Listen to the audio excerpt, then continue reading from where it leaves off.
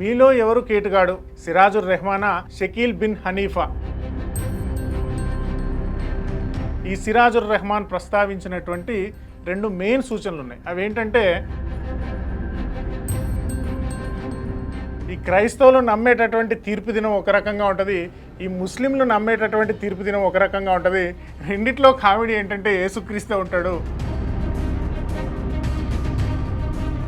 ఇతను రీసెంట్గా మతం మారి హిందువుల నుంచి ముస్లింలోకి మతం మారి అమాయకమైనటువంటి హిందూ సోదరులను టార్గెట్ చేసి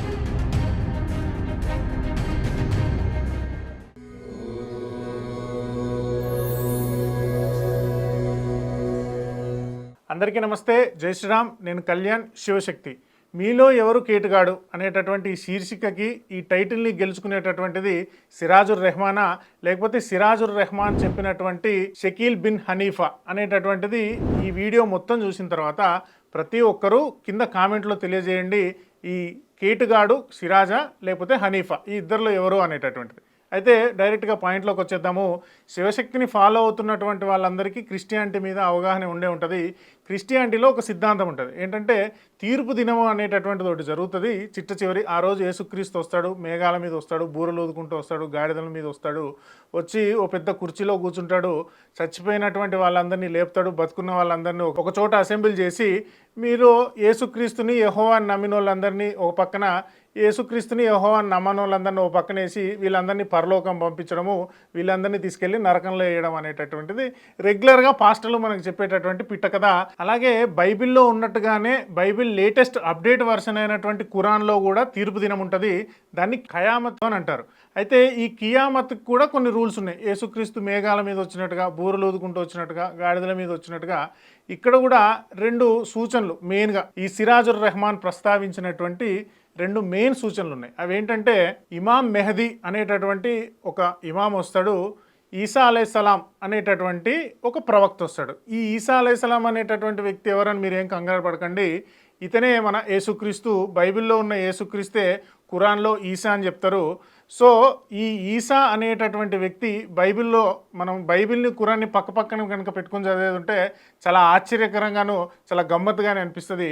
ఈ యేసుక్రీస్తు 33 సంవత్సరాల పాటు బతికిన తర్వాత 33 సంవత్సరాలకి అతన్ని యూదులు, రోమన్లు కొట్టి చంపేసి సిలువేసేశారు అనేటటువంటిది బైబిల్లో ఉంటుంది. చనిపోయిన తర్వాత అతను తిరిగి లేచాడు అని బైబిల్లో చెప్తారు. అయితే బైబిల్ లేటెస్ట్ అప్డేటు ఖురాన్ కాబట్టి ఖురాన్లో వాళ్ళు ఏం నమ్ముతారంటే, ఈ ఈసా అనేటటువంటి ఈసా అలైహిస్సలాం అంటారు కదా, వాళ్ళు ఒక ప్రవక్త. ఈసా కూడా ఒక ప్రవక్త, ఈ జీసస్సే ఈసా. ఈ ఈసా అనేటటువంటి వ్యక్తిని సిలువేసినప్పుడు అతను చనిపోలేదు, అతన్ని సశరీరంగా అక్కడి నుంచి పైకెత్తుకున్నాడు దేవుడు, మేఘాల్లోకి తీసుకెళ్ళిపోయాడు అనేటటువంటిది ఈ ముస్లింలు నమ్ముతారు. అయితే ఈ ప్రళయ దినం వచ్చినప్పుడు, తీర్పు దినం వచ్చే ముందు రోజు ఈ బైబిల్లో ఈ విధంగా ఉన్నట్టుగా యేసుక్రీస్తు మేఘాల మీద వస్తాడు, బూరలు ఊడతాడు అన్నట్టుగా ఈ ఖురాన్లో ఇమాం మెహదీ అనేటటువంటి వ్యక్తి వస్తాడు. ఈ ఈసా అలైహిస్సలాం అనేటటువంటి వ్యక్తి ఎవరైతే జీసస్ ఉన్నాడో, ఈయన కూడా తీర్పు దినం రోజు ఖురాన్ ప్రకారము సిరియాలో ఒక మసీదులో నుండి మినార్లో నుంచి మెట్లు దిగుతూ దేవదూతలతో కలిసి వస్తాడు. వచ్చినప్పుడు ఎదురుగా ఉన్నటువంటి ఇమాం మెహదీ, ఈ మెహదీ ఈ యేసుక్రీస్తును చూసి, ప్రభువా నువ్వు వచ్చేసావా మా అందరి కోసం నమాజ్ చేయడానికి, మమ్మల్ని అందరినీ అల్లాకి దగ్గర చేయడానికి అని చెప్పి ఈ ఇమాము యేసుక్రీస్తుని అడగడము, నేను మీకు నమాజ్ చేయించడానికి రాలేదు, మహమ్మద్ ప్రవక్త ఏ విధంగా అయితే చెప్పిండో దాన్ని మీరు పాటిస్తున్నారా లేదా అనేటటువంటిది పరిశీలన చేయడానికే నేను మీతో ఉన్నాను, మీరు అందరూ కలిసి నమాజ్ చేయండి అని ఈ యేసుక్రీస్తు కూడా ఈ ఇమాంతో కలిసి ప్రార్థన చేస్తాడు. చేసిన తర్వాత వీళ్ళందరూ అలా ఇస్లాంలో సంతోషంగా ఆనందంగా ఒక 7 సంవత్సరాలు గడిపిన తర్వాత, అంటే యేసుక్రీస్తు చచ్చిపోయే టైంకి 33 సంవత్సరాలు, మళ్ళీ ఆ మేఘాల్లో నుంచి దిగి 7 సంవత్సరాలు ఈ భూమండలం మొత్తాన్ని అల్లా రాజ్యంగా పాలించిన తర్వాత, యేసుక్రీస్తుకు 40 సంవత్సరాలు వచ్చిన తర్వాత మొత్తానికైతే పెళ్లి కూడా చేసుకుంటాడని చెప్పారు ముస్లిమ్స్. సో పెళ్లి కూడా అయిపోయిన తర్వాత అప్పుడు ప్రళయం వచ్చేసి అప్పుడు ఖయామత్ అంటే తీర్పు దినం జరుగుతుంది అనేటటువంటిది ముస్లింలు నమ్ముతారు. మీకు అర్థమైంది కదా స్టోరీ. ఈ క్రైస్తవులు నమ్మేటటువంటి తీర్పు దినం ఒక రకంగా ఉంటుంది, ఈ ముస్లింలు నమ్మేటటువంటి తీర్పు దినం ఒక రకంగా ఉంటుంది. రెండిట్లో కామెడీ ఏంటంటే యేసుక్రీస్తు ఉంటాడు. అయితే ఈ క్రైస్తవుల దాంట్లో మాత్రం రెండవ రాకడలో కూడా యేసుకు పెళ్లి కాదు, ముస్లింలు చాలా మంచి వాళ్ళు, జీసస్కి అయితే పెళ్లి చేసేస్తారు. చాలా సంతోషించదగ్గ విషయం. మొత్తానికైతే మన యేసుక్రీస్తుకు పెళ్ళి అయిపోయింది, సంతోషం.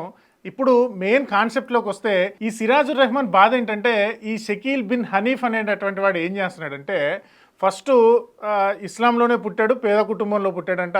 కొన్ని రోజులు ఢిల్లీలో అక్కడ ఇక్కడ పనిచేసిన తర్వాత తబ్లికే జమాతీ అనేటటువంటి ఇస్లామిక్ ఐడియాలజిస్ట్ ఆర్గనైజేషన్ ఏదైతే ఉందో దాంట్లో జాయిన్ అయ్యి కొన్ని రోజులు ఇస్లాంని బాగా వంట పట్టించుకున్న తర్వాత వాడు ఏం చేశాడంటే అది మన సిరాజుర్ రెహమాన్ మాటల్లో వింటేనే బాగుంటుంది, ఒకసారి వినండి.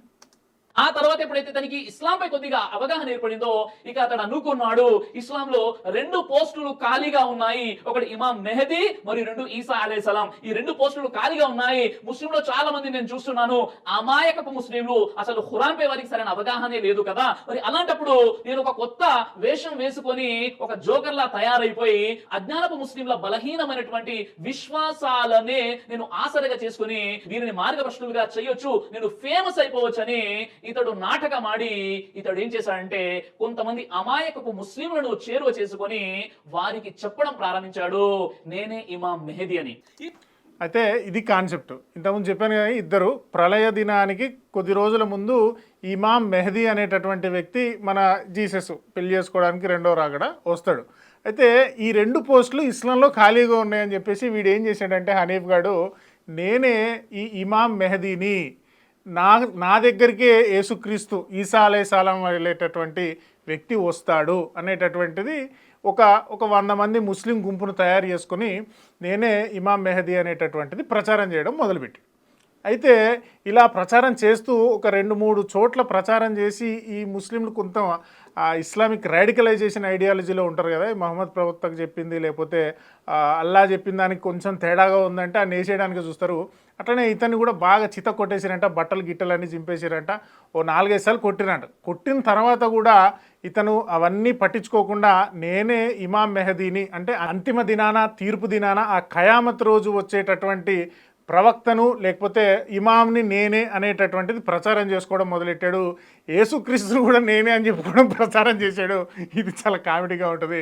అంతేకాకుండా యేసుక్రీస్తు సమాధి కాశ్మీర్లో ఉందని, ఆయన చచ్చిపోయాడని చెప్పేసి మళ్ళీ వస్తాడని చెప్పేసి అది కూడా నేనే అని చెప్పేసి కూడా ప్రచారం చేసుకోవడం ఇతను కంటిన్యూగా చేస్తున్నాడు. అలా ప్రచారం చేస్తూ చాలామంది అమాయకమైనట్టు ఇది కూడా ఇంక కామెడీగా, యేసుక్రీస్తుకు పెళ్ళైన కామెడీగా ఉంటుంది. అమాయక ముస్లిం అట్లా అమాయకమైనటువంటి ముస్లింలను ట్రాప్ చేసి వాళ్ళందరినీ మార్గభ్రష్టుల్ని లేకపోతే మతానికి విరుద్ధంగా లేకపోతే ఖురాన్కి మహమ్మద్ ప్రవక్తకు విరుద్ధంగా తయారు చేస్తున్నాడు అని చెప్పేసి మన సిరాజుర్ రెహమాన్ బాధపడుతున్నాడు. అతన్ని కేటుగాడు అని చెప్పి పెద్ద టైటిల్ పెట్టి ఆడి ఫోటో వేసి ఆడి ఫాలోవర్స్ అంతా దొంగనా కొడుకులు అని చెప్తున్నాడు. ఇంకో మాట కూడా చెప్పాడు, అది లాస్ట్లో చెప్తాను. అయితే ఇక్కడ మనం కేటుగాడు ఎవరు అనేటటువంటిది టైటిల్ కాబట్టి ఈ హనీఫ్ అనేటటువంటి వాడు కేటుగాడా, అంతకంటే కేటుగాడు మన సిరాజుర్ రెహమానా అనేటటువంటిది మనం డిసైడ్ చేయాల్సిన టైం వచ్చింది. ఫస్ట్ పాయింట్, ఈ సిరాజుర్ రెహమాన్ అనేటటువంటి అసలు పేరు శ్రీరామరాజు సన్ ఆఫ్ ఆంజనేయులు ఉరఫ్ సిరాజుర్ రెహమాన్ సన్ ఆఫ్ ఉరఫ్ ఆదాం. అంటే వీళ్ళ నాన్న ఇతను రీసెంట్గా మతం మారి హిందువుల నుంచి ముస్లింలోకి మతం మారి అమాయకమైనటువంటి హిందూ సోదరులను టార్గెట్ చేసి ఇస్లాం మతంలోకి మారండి అని ప్రేరేపిస్తున్నాడు. ఇతని పేరు సిరాజుర్ రెహమాన్. కావాలంటే ఈ వీడియో ఒకసారి చూడండి. अस्सलाम वालेकुम जाकिर भाई, श्री राम राजू है मेरा नाम। तो जो आप कॉन्सेप्ट आपका सुनता हूँ मैं, श्री राम राजू है मेरा नाम, श्री राम राजू है मेरा नाम। ఈ వీడియోలో అతను ఏదో మభ్య పెట్టాడని చెప్పక్కర్లేదు. వాస్తవానికి ఇతను హీరా గోల్డ్ స్కామ్లో ముద్దాయిగా కూడా ఉన్నాడు. ఈ గోల్డ్ స్కామ్లో ఇతను ముద్దాయిగా ఉన్నప్పుడు పోలీసు వాళ్ళు ఇచ్చినటువంటి రిపోర్టే ఇది.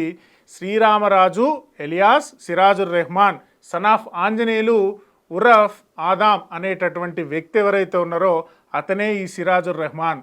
ఇతను హిందూ మతంలో నుంచి ఇస్లాం మతంలోకి డబ్బు కోసము, దుబాయ్లో ఎంజాయ్ చేయడం కోసము, సౌదీ నుంచి కువైట్ నుంచి వచ్చేటటువంటి దినార్ల కోసము కకృతిపడి ఇస్లాంలోకి మతం మారి నలుగురిని పెళ్లి చేసుకునే అవకాశం ఉందనేటటువంటి కకృతి కూడా ఉండుండొచ్చు, అది మనకు తెలీదు. సో అలా కకృతిపడి మతం మారి అమాయకమైనటువంటి హిందువుల్ని టార్గెట్ చేసి వాళ్ళని మతం మార్చాలని ప్రయత్నిస్తున్నటువంటి ఇతను కేటుగాడా, లేకపోతే ఆల్రెడీ ఇస్లాంలో ఉన్నటువంటి సిద్ధాంతాలు ఏవైతే ఉన్నాయో వాటినే తనకు అనుగుణంగా ప్రచారం చేస్తున్నటువంటి ఈ హనీఫ్ అనేటటువంటి వాడు కేటుగాడా? ఈ హనీఫ్ అనేటటువంటి వ్యక్తి ఎవడైతే ఉన్నాడో వాడు అల్లాని విమర్శించట్లేదు, ఖురాన్ని విమర్శించట్లేదు, మహమ్మద్ ప్రవక్తను కూడా విమర్శించట్లేదు. ఇస్లాంలో 2 పోస్టులు ఖాళీగా ఉన్నాయి, ఆ 2 పోస్టులు నేను ఎందుకు తీసుకోకూడదు అనుకున్నాడు. అదేం తప్పు కాదే. అలా ఇస్లాంలో ఉన్నటువంటి ఆచారాలనే పాటించేటటువంటి ఈ హనీఫే కేటుగాడైతే హిందూ మతంలో నుంచి ఇస్లాంలోకి మారి అమాయకమైనటువంటి హిందువుల్ని టార్గెట్ చేసి మతం మార్చాలి, లేకపోతే ఈ పర్సనాలిటీ డెవలప్మెంట్ పేరుతో హిందువుల్ని మభ్యపెట్టాలి అని చూసేటటువంటి ఈ బ్రదర్ సిరాజుర్ రెహమాను, బ్రదర్ షఫీ అనేటటువంటి వాళ్ళు కేటుగాల, ఈ హనీఫ్ అనేటటువంటి వాడి కేటుగాడ అనేది మనం ఒకసారి డిసైడ్ చేసుకోవాలి. అంతేకాకుండా ఈ హీరా గోల్డ్ స్కామ్ ఏదైతే ఉందో ఆ గోల్డ్ స్కామ్లో ఇతని భార్య అమాయకమైనటువంటి ముస్లిం సోదరులను టార్గెట్ చేసుకుని, ఈయన చెప్పే అమాయక ముస్లిం సోదరులే వాళ్ళనే టార్గెట్ చేసుకుని వాళ్ళ దగ్గర ఉన్నటువంటి కొన్ని వేల కోట్ల సొమ్ముని దోచేసి, మీకు గోల్డ్ స్కీమ్లో డబ్బులు కడితే 10,000కు 15,000 ఇస్తాం, 20,000కి 50,000 ఇస్తామని చెప్పేసి కొన్ని వందల మంది ముస్లింలను వీళ్ళు మోసం చేశారు. ఆ ముస్లింలలో హిందువులు కూడా ఉన్నారు, మతం మారినటువంటి హిందువులు కూడా ఉన్నారు, వాళ్ళని కూడా ఇతను మోసం చేసిండు. అట్లాంటప్పుడు నువ్వు కేటుగాడి కదా. ఇప్పుడు సిరాజుర్ రెహమాను హిందువు నుంచి ముస్లింకి మారి హిందువుల్ని మోసం చేయడం కేటుగాడితనం కాదు. ముస్లింలలో ఉన్నటువంటి వాళ్ళ దగ్గర డబ్బులు నొక్కేయాలని స్కీములు చేయడం కేటుతత్వం కాదు. కానీ ఇస్లాంలో ఉన్నటువంటి సిద్ధాంతాలనే తనకు నచ్చిన విధంగా అల్లాని వ్యతిరేకించకుండా, మహమ్మద్ ప్రవక్తను వ్యతిరేకించకుండా, ఖురాన్ని వ్యతిరేకించకుండా ప్రచారం చేసేటటువంటి హనీఫ్ అనేటటువంటి వాడు కేటుగాడైతే మరి నువ్వెంత పెద్ద కేటుగాడి కావాలి సిరాజ్ రెహమాను. ఇదే ప్రతి ఒక్కరూ ఇది చూసినటువంటి వాళ్ళు ఈ మీలో ఎవరు కేటుగా టైటిల్ ఎవరికి వర్తిస్తుందో మీరే చెప్పండి. అంతేకాకుండా లాస్ట్ అండ్ ఫైనల్ పాయింట్, చాలా ముఖ్యమైనటువంటి అంశము, ప్రతి ఒక్క హిందువు జాగ్రత్తగా చూడవలసినటువంటి అంశం ఏంటంటే, ఈ షకీల్ బిన్ హనీఫ్ అనేటటువంటి వాడు ఎవడైతే ఉన్నాడో వాడే నేను ఇమామ్ మెహదీన్ అని చెప్పేసి, ఈసా అలైహిస్సలాం అని చెప్పేసి ప్రచారం చేసుకుంటున్నాడు. అలా ప్రచారము చేసేటటువంటి వాళ్ళ వలలో మీరు పడకండి అని చెప్తూ సిరాజుర్ రెహమాను ఇంకేం మాట్లాడుతున్నాడో ఒకసారి మీరు జాగ్రత్తగా చూడండి. అయితే సోదరులారా, ఒక విషయాన్ని గుర్తుపెట్టుకోండి, మేమైతే మాకు మంచి జ్ఞానం ఉందండి, మేము ఇలాంటి ఫిత్నాలలో ఉపద్రవాల్లో మేము పడిపోమండి అని మీరు చెప్పవచ్చు.